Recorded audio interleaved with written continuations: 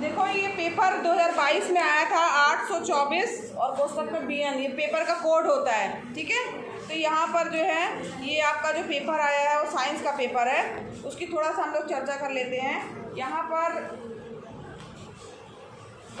पहले क्या होता था कि जो पिछले साल के पिछले मतलब ये जो 2022 का पेपर है तो उसमें 70 नंबर का पूर्णांक होता था और पूरे 70 नंबर का पेपर आता था। अब आपका थोड़ा सा पैटर्न जो है वो चेंज हुआ है, तो उसमें आपका 20 नंबर के ऑब्जेक्टिव आएंगे और बाकी जो है 50 नंबर का आपका डिस्क्रिप्टिव आएगा। तो जो ये पहले भी पेपर जो आता था उसमें भी वही पैटर्न था, मगर उसमें अलग अलग खंड बांट के था, खंड का खा गा।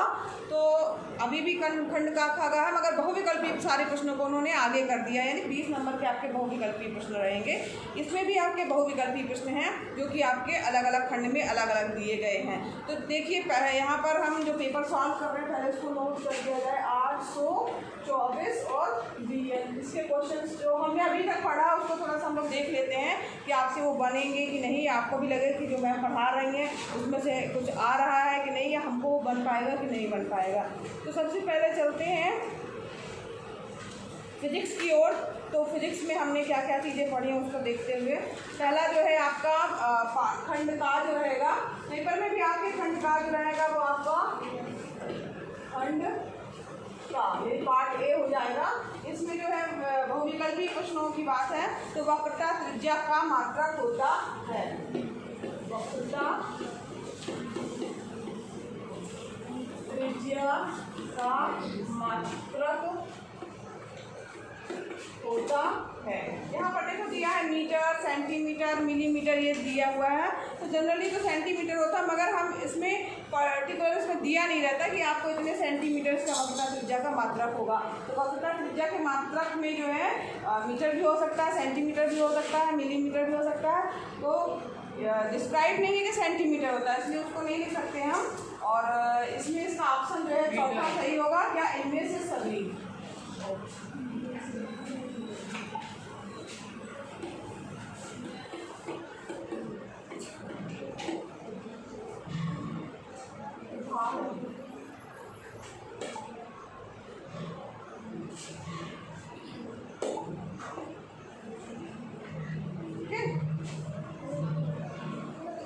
फिर नेक्स्ट क्वेश्चन दिया है, एक पारदर्शी माध्यम से दूसरे पारदर्शी माध्यम में प्रवेश करने पर, यानी माध्यम पारदर्शी है और दूसरा भी पारदर्शी माध्यम है। इसमें एक प्रकाश किरण के लिए अपवर्तन कोण का मान आपतन कोण की तुलना में अधिक होता है। यानी मान लीजिए आपके पास में जो दूसरा क्वेश्चन दिया हुआ है, ठीक है, का दिया है और ये खा दिया। क्वेश्चन पे ध्यान दीजिएगा, का और का से मतलब नहीं जाना। यहाँ पर देखो माध्यम है, ठीक है। अब यहाँ पर दिया है कि पारदर्शी माध्यम से दूसरे पारदर्शी माध्यम में प्रवेश करने पर एक प्रकाश किरण के लिए अपवर्तन कोण का मान, यानी जो अपवर्तन कोण है यानी जो विचलित हो रहा है कोण, उसका मान आपतन कोण की तुलना में अधिक है। आपतन कोण कौन सा होता है, आने वाली किरण से बनता है आपतन कोण, ठीक है। इससे की तुलना में जो है वो अपवर्तित होने वाली जो किरण है उसका मान जो है वो ज़्यादा है, यानी कि ये कोण कम है, ये कोण ज़्यादा है। समझ में आ रहा है?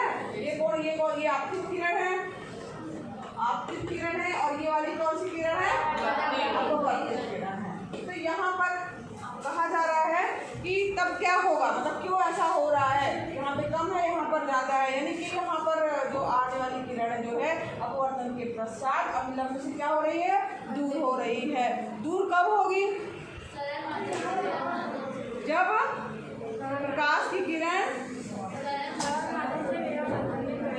सघन माध्यम से विरल माध्यम की ओर जा रही है। यहाँ पे माध्यम सघन होगा, सघन मतलब जैसे कि मान लीजिए आपका कांच है, ठीक है, तो यहाँ सघन माध्यम और यहाँ पर वायु है, दोनों ट्रांसपेरेंट है, ठीक। जब सघन माध्यम से प्रकाश की किरण विरल माध्यम में जाती है तो अभिलंब से दूर हट जाती है, और उल्टा मतलब कि अगर वायु से अगर प्रकाश की ओर प्रवेश करेगी तो अभिलंब की ओर झुक जाएगी, ठीक। ठीक है। तो यहाँ पर सघन माध्यम मतलब जो ज़्यादा घना है, ठोस है, ठीक, तो वो हो गया सघन, और जो फैला हुआ है जिसके कण दूर दूर है वो हो गया विरल माध्यम। तो जब सघन माध्यम से विरल माध्यम में प्रकाश की किरण जाएगी तो वो अभिलंब से दूर हटेगी, तभी इस कोण का मान क्या आएगा, ज़्यादा आएगा। तो यहाँ पर सही उत्तर होगा आपका सघन माध्यम से विरल माध्यम में जा रही है। ठीक, क्वेश्चन जो है नोट करेगा। एक पारदर्शी माध्यम से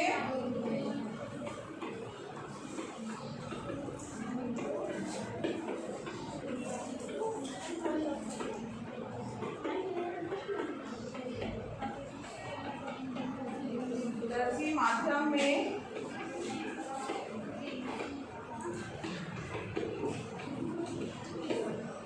प्रवेश करने पर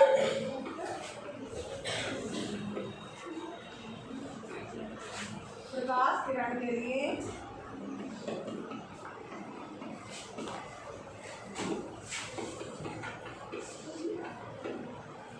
अपवर्तन कोण का मान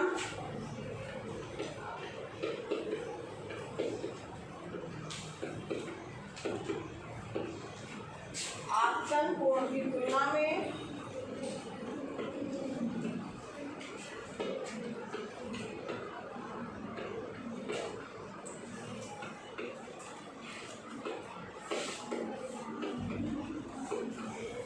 अधिक है। कब है? यदि प्रकाश की किरण तो प्रकाश की किरण, बात मत करो अभिरुचि, तो प्रकाश की किरण क्या होगा, इसका आंसर सही होगा सघन माध्यम से विरल माध्यम में जा रही है। सघन माध्यम से जा रही है, विरल में जा रही है, माध्यम में जा रही है।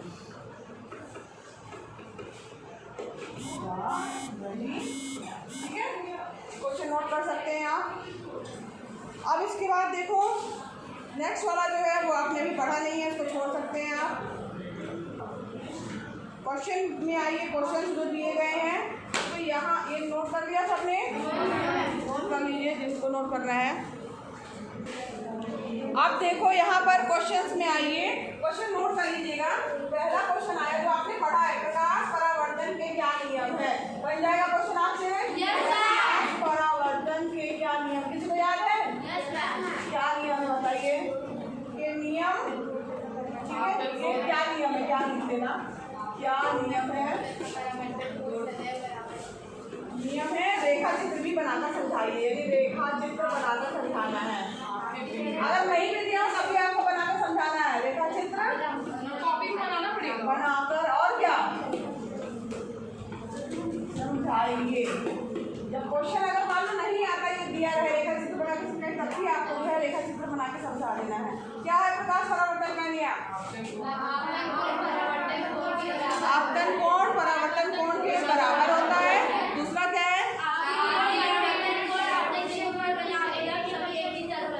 एक एक खड़े होके बोलो, चलो एक एक खड़े हो, दीक्षा तुम बोलो। हाँ,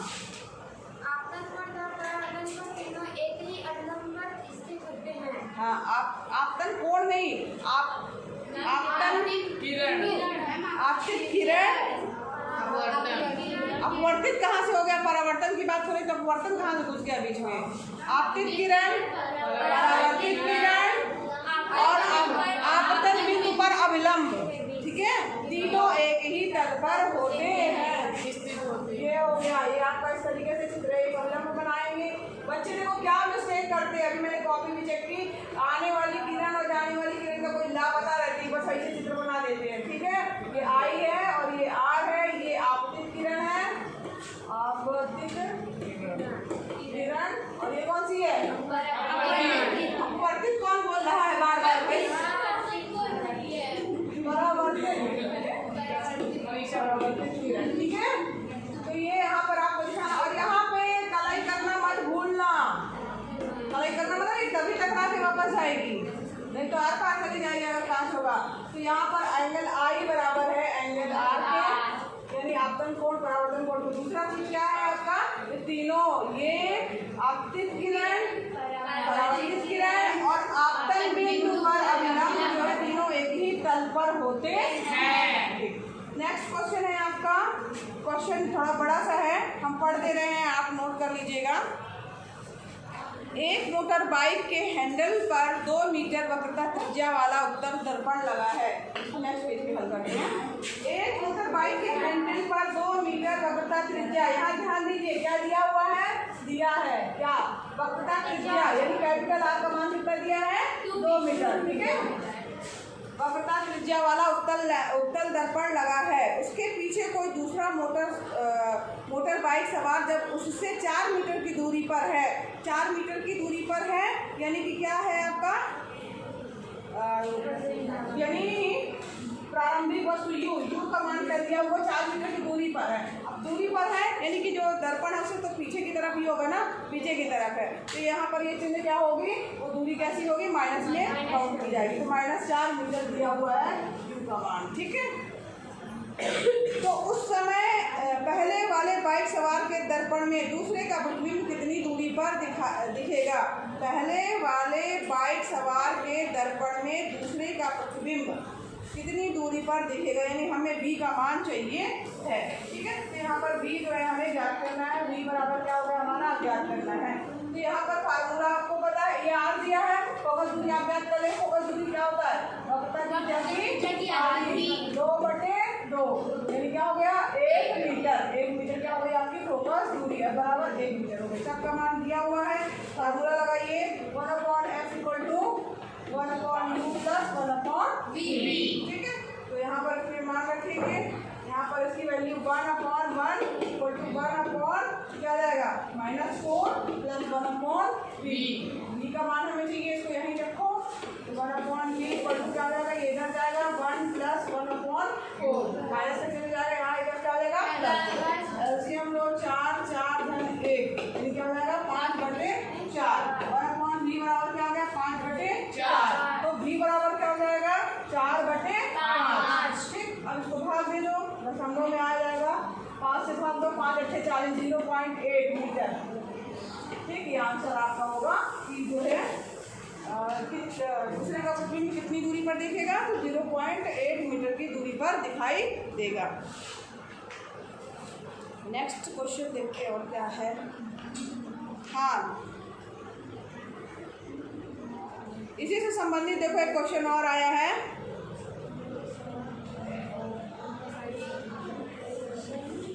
क्वेश्चन नंबर 3 का खा जो दिया हुआ है, जो अभी हम लोगों ने पढ़ा, केवल हम अभी उतना ही सॉल्व कर रहे हैं।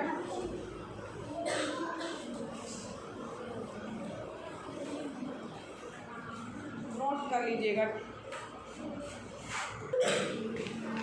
अब देखो नेक्स्ट इसका 3 का खा है, नोट कर लेगा बाद में, ठीक है, खाली पीरियड रहेगा तो। और यहाँ पर है 3 का खा क्वेश्चन। 3 का खा क्वेश्चन भी जो है हम इसी तरह सवाल पर ही आधारित है, लेंस के लिए है, फार्मूला लगेगा लेंस वाला। दूरदृष्टि दोष से पीड़ित एक व्यक्ति कम से कम 50 सेंटीमीटर की दूरी तक ही पढ़ सकता है। अब दूरदृष्टि से पीड़ित है तो उसका मतलब उसको क्या होगा, पास का दिखाई नहीं देगा।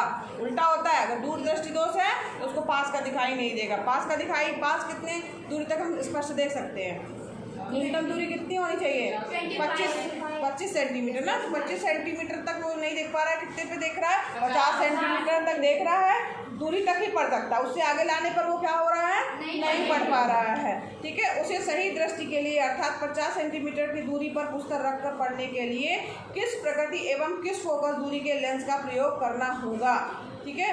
उसका फोकस दूरी हमें ज्ञात करना है, चित्र बनाकर भी समझाइए लिखा हुआ। तो यहाँ पर देखो किस फोकस दूरी और किस प्रकृति का चित्र किस लेंस प्रयोग करना पड़ेगा। यहाँ पर तो सबसे बड़ी बात ये है कि जब भी आपको पता है दूरदृष्टि दोष होता है तो हमेशा उत्तल लेंस का प्रयोग होता है। कौन सा लेंस प्रयोग होता है, उत्तल लेंस आप लिख लेंगे, ठीक है। और यहाँ पर जो जो चीज़ें दी पहले हम ज्ञात कर लेते हैं, उसकी फोकस दूरी कितनी होगी। तो यहाँ पर दिया है 50 सेंटीमीटर की दूरी तक पढ़ सकता है, यानी कि यू यानी यू जो है देखो उसमें 2-3 चीज़ें दी हुई। यू बराबर 25 सेंटीमीटर, जो कि हमारा प्रारंभिक दूरी यहाँ तक 25 सेंटीमीटर तक है। ये 25 सेंटीमीटर क्या होगा, लेकिन ये माइनस में दिया होगा -25 सेंटीमीटर, जो कि उत्तल लेंस है। तो यहाँ पर एक तरफ भी होगा, यू बराबर -25 25 सेंटीमीटर हो गया। v बराबर कितना दिया हुआ है, -50 सेंटीमीटर। ठीक, अब यहाँ पर f हमें क्या ज्ञात करना है, लेंस के लिए क्या फार्मूला है, लेंस का सूत्र होता है 1/f = 1/b - 1/v। मान रखिए 1/f = 1/b की वैल्यू क्या है, -50 - 1/v की वैल्यू है -25। ठीक है, तो यहाँ पर 1/-50 प्लस 1/25 एलसीएम लेंगे तो क्या आ जाएगा, 50 की एलसीएम आएगा ना। ठीक, और यहाँ पर ये क्या हो जाएगा, -1 और यहाँ पर क्या आ जाएगा, +2, तो -1/50 ना, यही तो आएगा 1/f = -1/50। f का मान क्या आ जाएगा, -50। ये जो है सॉरी माइनस नहीं आएगा, 2 में से क्या एक ही आएगा, प्लस में आएगा। ठीक है, तो यहाँ पर ये f = क्या आ जाएगा, 50। ये दिया कितने में है, मीटर में, सेंटीमीटर है, 50 सेंटीमीटर। तो फोकस दूरी उसकी क्या हो जाएगी, 50 सेंटीमीटर जो है वो होगी। f का मान ज्ञात हो गया। लेंस वाला इसमें फार्मूला लगेगा और उत्तर लेंस का प्रयोग किया जाएगा, क्योंकि हमेशा दूरदृष्टि दोष के लिए उत्तर लेंस का प्रयोग किया जाता है। और तो ये सब कुछ नहीं पढ़े हैं हम लोग। हाँ, इसके बाद आइए केमिस्ट्री वाले पार्ट में। अब यहाँ पर जो है केमिस्ट्री वाले यानी पार्ट बी में आएंगे आप। अब इसके क्वेश्चन देखते हैं। धावन सोडा का रासायनिक सूत्र है, क्या होगा, अभी हम लोगों ने पढ़ा है। धावन सोडा का रासायनिक सूत्र,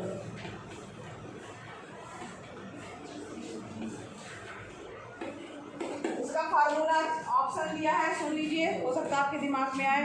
NaOH, NaHCO3, Na2CO3, 10H2O और CaOCl2। कौन सा होगा, नहीं, धावन सोडा। देखो बुक खोलो, बुक खोलिए, अभी देखिए आप। NaOH तो सोडियम हाइड्रोक्साइड है, क्षारक है, वो धावन सोडा नहीं है। हाँ, लास्ट वाला भी नहीं है, तीसरा है। देखो बुक पहले खोलो, बुक में तुम्हें दिखाते हैं। बुक को दिखा रहे, बुक में आप लोग पढ़ते नहीं, उसका मतलब है पढ़ाया गया है इसको धावन सोडे का सूत्र। कल पढ़ाया तुम आई नहीं थी ना, इसलिए तुमको पता नहीं है। ये देखो, ये धावन सोडे का सूत्र दिया हुआ दिया है, Na2CO3 10H2O। धावन सोडा कैसे बनता है, उसका क्या उपयोग है, कल बताया गया है। ठीक, क्या है, Na2CO3 10H2O। ये इसका फार्मूला याद कर लीजिएगा अच्छे से। ठीक है, और एक क्वेश्चन और है, क्वेश्चन इंपॉर्टेंट है, आप भी लगता है क्योंकि पिछले साल नहीं आया, पिछले साल वाला है। सारे क्वेश्चन जो है वो आप अच्छे से ध्यान रखिएगा, पढ़िएगा जरूर। 1 मिलियन नीले लिटमस को लाल कर देता है। 1 मिलियन नीले लिटमस को, ध्यान दीजिएगा, नीले लिटमस को लाल कर देता है, लाल कर देता है। इसका पीएच होगा, इसका पीएच जो है होगा कितना हो सकता है, देखो 6 दिया है, 7 दिया है, 8 दिया है, 10 दिया है। अब यहाँ नीले लिटमस को लाल कर रहे हैं, मतलब क्या होगा,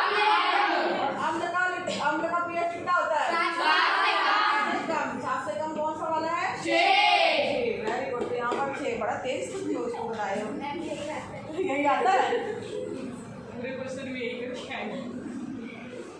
फिर इसके बाद देखो ये क्वेश्चन दिया हुआ है, उपचयन तथा अपचयन को की व्याख्या से उदाहरण दीजिए। यानी क्वेश्चन है उपचयन और अपचयन, ये भी पढ़ चुके हो, उपचयन तथा अपचयन, ये क्वेश्चन पढ़ चुके हो आप, बढ़िया आना चाहिए आपका। नेक्स्ट क्वेश्चन है प्लास्टर ऑफ पेरिस, कल पढ़ा है हमने ना, आधा पाओगा। मैंने बताया था इम्पोर्टेंट है। प्लास्टर ऑफ पेरिस का सूत्र लिखिए, इससे जिप्सम कैसे प्राप्त करेंगे। प्लास्टर ऑफ पेरिस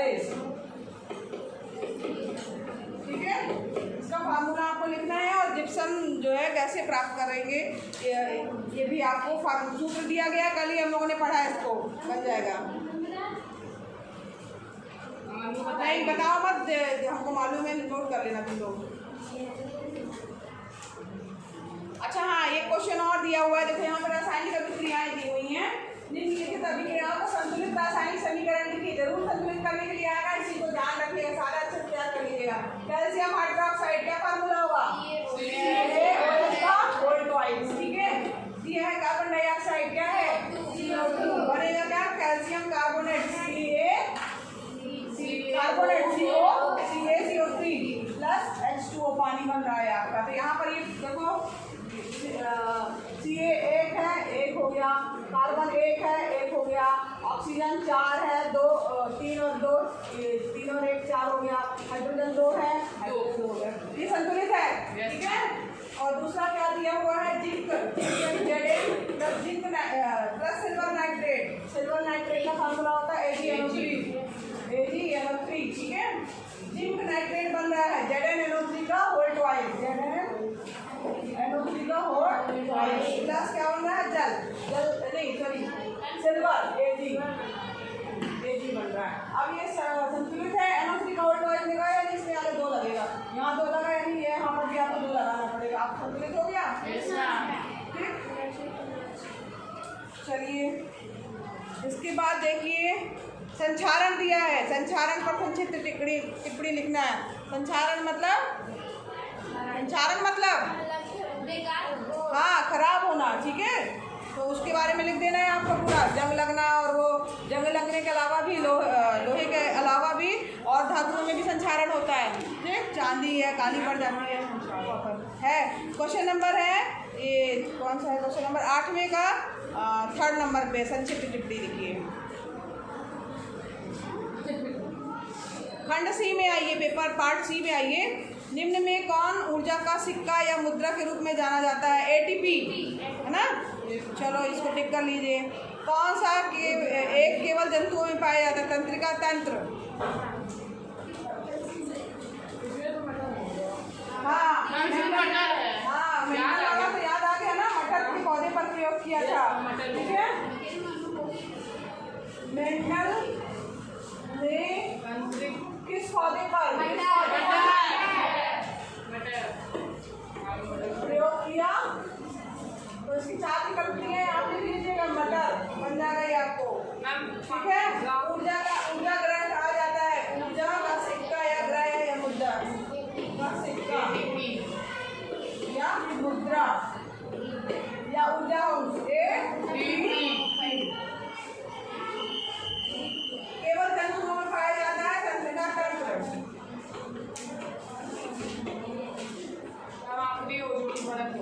हाँ तंत्रिका तंत्र, ठीक है। फिर कौन सी एक परत पराबैंगनी किरणों को रोकती है? तो ओजोन जो है, ओजोन परत जो है पराबैंगनी किरणों को रोकती है।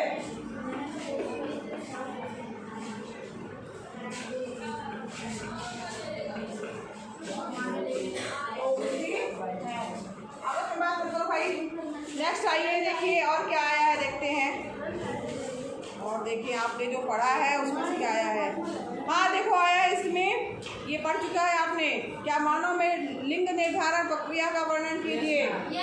बनना चाहिए आपको क्वेश्चन। उसी का देखो एक अथवा आया है, मानव के आहार नाल का नामांकित चित्र। ये भी मैंने बताया था इम्पोर्टेंट है, बन रहा है, मतलब पेपर पास हो जाओगे।